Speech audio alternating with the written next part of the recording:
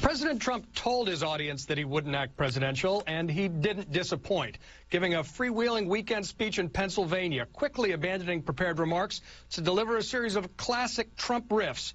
So let's bring in our political panel to talk about it all. Kevin Madden, CNN political commentator and Republican strategist. Karun Demirjian, a CNN political analyst and congressional reporter at The Washington Post. Robbie Mook, CNN political commentator and former campaign manager for Hillary Clinton. And John Thomas, Republican consultant and Donald Trump supporter. It's great to have you all here. This was old school Trump. This was Trump unplugged. So, John Thomas, I got to say, while the base is loving it, when you saw the new poll coming out showing that the Democrat is beating the Republican by 6 points in a district Trump won by 20, does that make you think there's a problem beneath all the cheers? Oh, there's definitely a problem. I mean, the biggest problem I notice is that candidates do matter.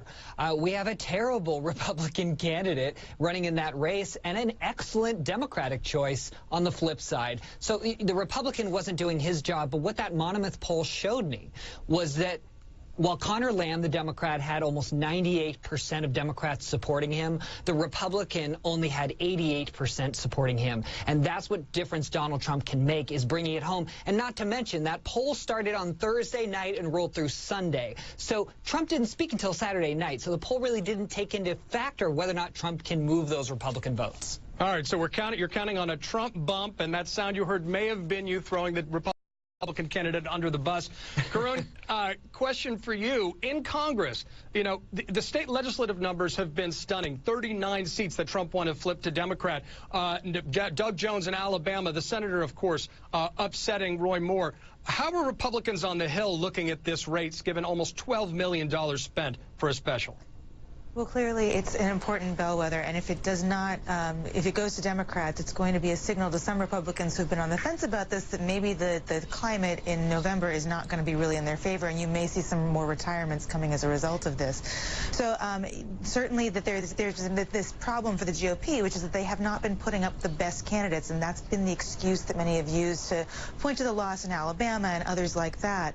And again, you know, of course, Saccone is not the most vivacious candidate, perhaps, that you could imagine putting forward in this contest. But the aftermath will probably be some excuse making if they lose, but if they lose, it's going to be a signal to a lot of GOP members that just, you know, have decided to hold on, but may decide not to going forward if this race does not go their way. And of course, Democrats are watching it because every win that they get under President Trump, they take as a signal that, you know, they are in a good position heading towards November, and they are eyeing flipping the House, and you do need about 2 dozen seats to do that. But each time you have something go not the president's way, it's kind of very invigorating for Democrats and gives Republicans a pause. Of course, if the Republican candidate wins, that we're talking about probably a sense of relief and optimism for the GOP. So Karun makes a point about the so-called blue wave, that exquisite sensitivity to these races that may lead other Republicans to the exits. Kevin, you're a veteran of these Republican civil wars, and a lot of folks on what's left of the center-right are mortified when they see Trump playing off freeform, attacking his perceived enemies, but they recognize that the base loves it.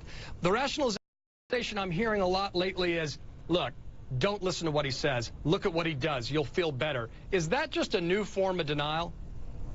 Well, it depends. I think in large part, John, it depends on what districts you're in. I think many of these majority maker districts, that could be the case. And we're talking about these districts that rely traditionally on many, even moderate Democrats for their support, and also some independents to come out and create a bit broader of a coalition. So in those districts, yes. And going back to some of the earlier points made, many of these candidates, and if you look at what happens in Pennsylvania, is the candidate there, who was, I think John was right, was a bad candidate, but also made the race entirely a referendum on Donald Trump.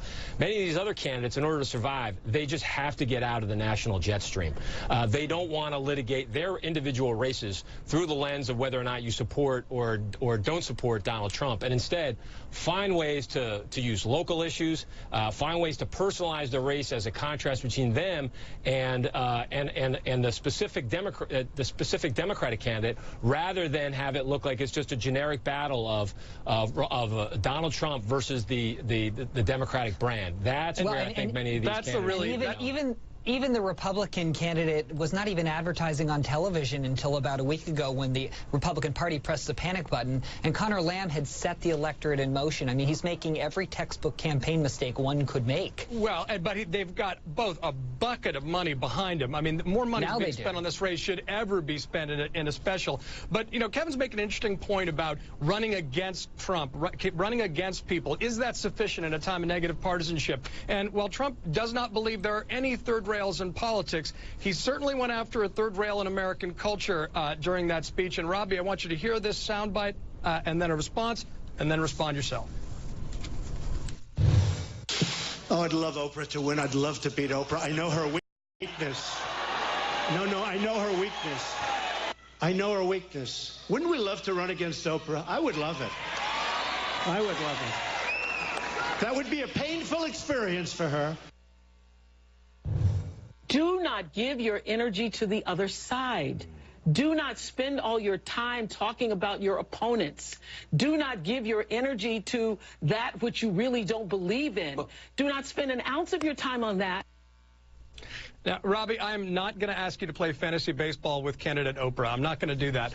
But what I am going to ask you to do is reflect on her response. Don't fixate politics, Democrats, on what you're against. Don't fixate on Trump. Focus on what you're for. And I wonder, given your experience running the Hillary Clinton campaign, whether that's a lesson you take to heart in the rearview mirror. Was there too much energy attacking Trump and not proposing positive new policies? Yeah, well, first of all, I agreed with Kevin's point earlier that these candidates need to run local races, but what you just saw was Donald Trump making this race about him and about national issues, so I think he's making it really hard for candidates to follow that strategy, although it is the right one.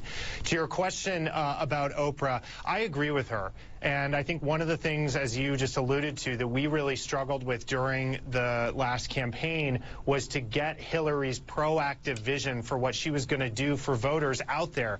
It is incredibly challenging when you're running against Donald Trump to talk about what you're going to do. That's both because Donald Trump's throwing a new grenade out there every day. The media is asking you to react to that.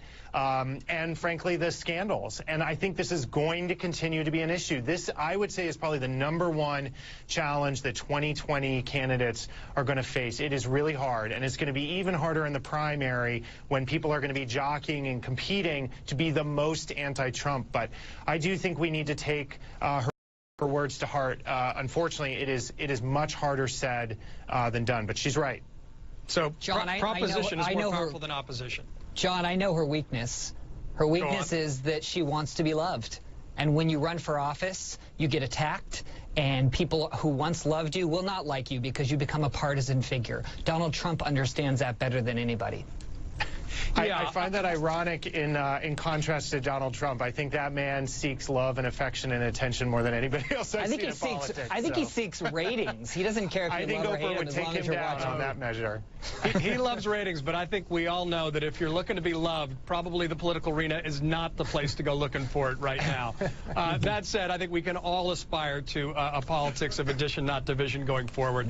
All right. Thank you very much, panel. You're coming back for more, but we're going to be talking about Education Secretary Betsy DeVos, who is facing new criticism after failing to answer basic questions on school performance. Our great panel weighs in next.